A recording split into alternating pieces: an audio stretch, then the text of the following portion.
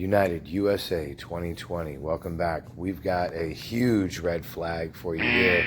Take a look at this. A hidden camera on his property. He found that it included pictures of himself and TWRA officers.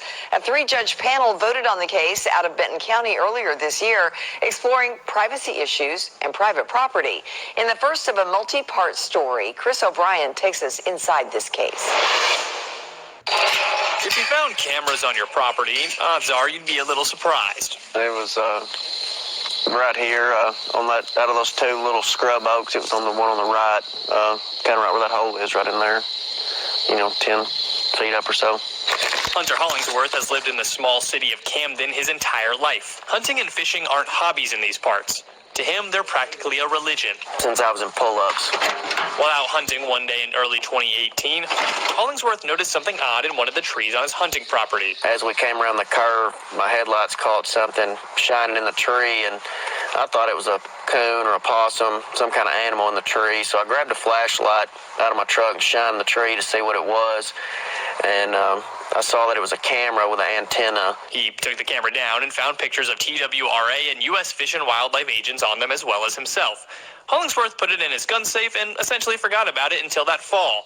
That's when law enforcement came knocking with a search warrant saying he stole the camera. They had on bulletproof vest, first aid kits, extra magazines, like they were a SWAT team to come get this camera that I stole that was on my property illegally.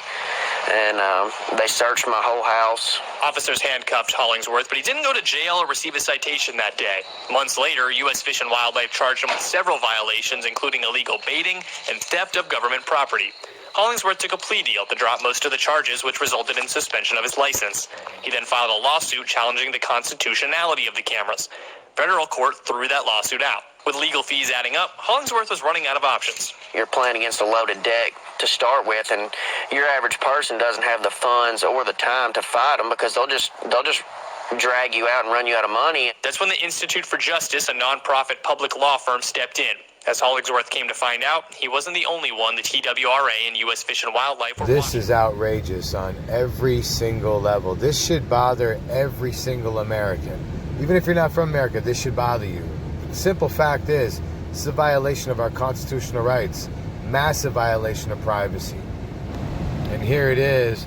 This guy had to plea bargain it down. He loses his driver's license. I mean, he probably shouldn't have been holding the camera. I mean, I don't agree with that. But I mean, dude, they raid his house. I mean, this is straight up full-blown communism, ladies and gentlemen. Let's just call it what it is. And a massive violation of the Fourth Amendment of the Constitution, illegal search and seizure. Seems like most people don't care until something like this happens to you. So speak up now while you have a voice. Like and share this video.